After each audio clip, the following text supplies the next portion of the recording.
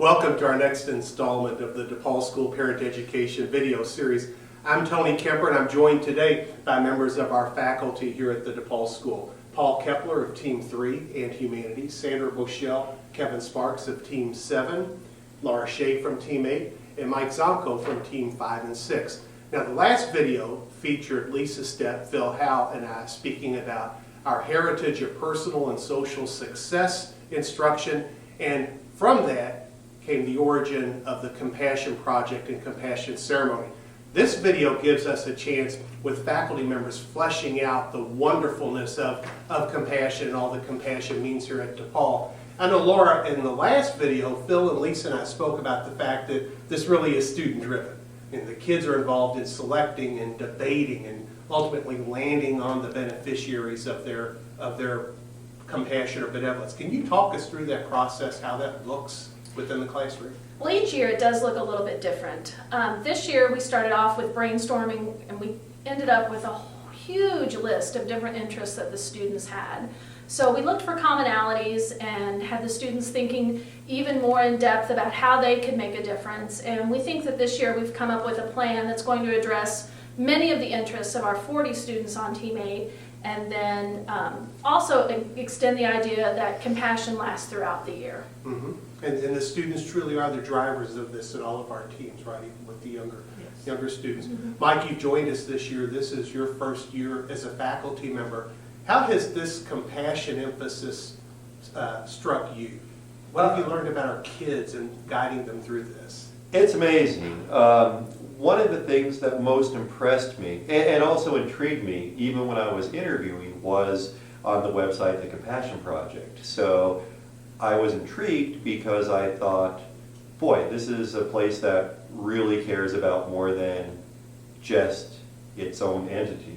And what really amazed me is the participation of the kids.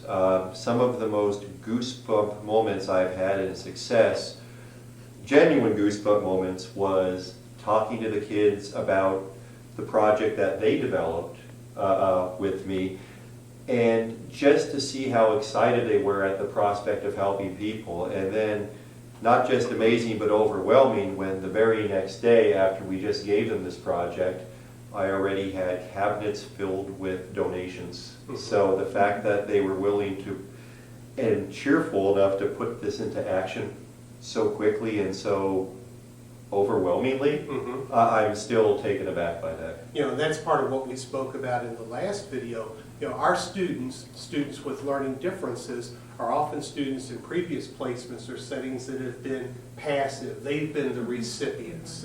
They need to be directed. Here's how you care. They can even be egocentric. They can be self-centered. And this just turns that upside down. Paul, what are some of the lessons that your students have taken from the compassion projects over the years? Well, even working with third graders who are 7, 8, 9 years old, they learn a great deal. The most important thing is they learn that their effort gets rewarded, that the help that they give, no matter how small, makes a difference. We've gone to the Kentucky Humane Society for several years, and they've helped clean cat cages and get to meet the pets. And 2 years in a row, they got to meet older dogs that don't usually get adopted right away. Most people like to adopt puppies. And we put together commercials that were posted on Facebook and YouTube, and within 2 days, all 4 dogs over the last couple of years have been adopted. So they got to meet and have a feeling for these animals, and they also got to be rewarded by helping get these dogs adopted. And they also helped raise money to pay for those adoption fees. And then another former student, Egan, took it a step further, and last year for his birthday party, in lieu of gifts, he asked everyone to bring in donations of money or supplies to go to the Kentucky Humane Society. And that just gave me goosebumps to hear that story over the announcement. So. Personal application. Yeah.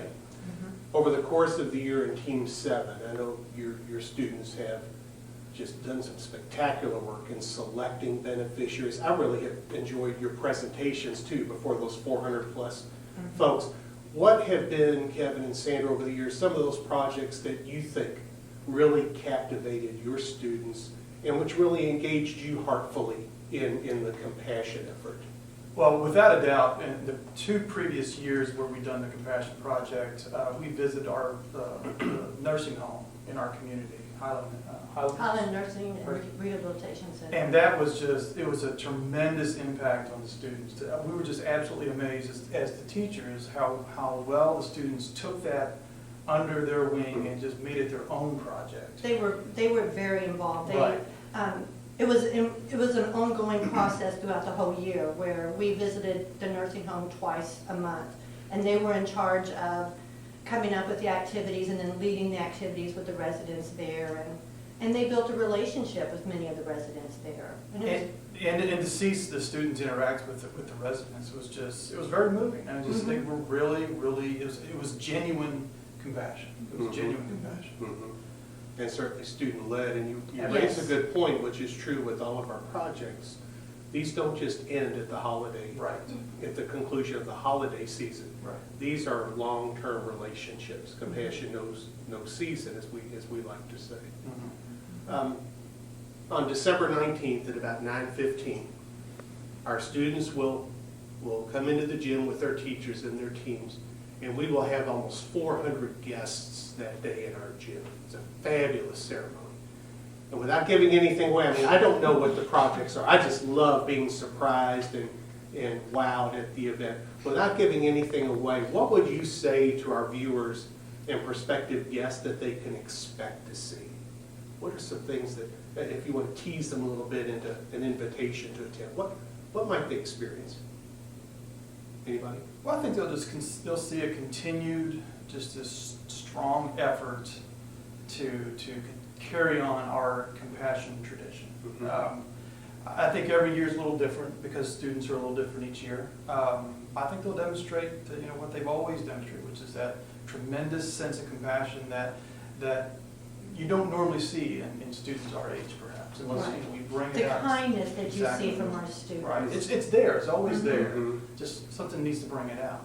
And that's a great point, Sandra, because it is genuine. It is. It is. You can see it whether you're in the back row or you're side by side with a classmate. There is a sincerely genuine regard for others. Yes. Anybody else, what might they see? What does the presentation or presentations, what do they look like? I can't wait to find out. We have so much work that we still have to do with it. We're going to the Americana Community Center. Great choice. Yeah, it's going to be interesting. There are people from about 96 different countries, but one community, as they advertise. And the kids will be working side by side with kids from all over. Mhm.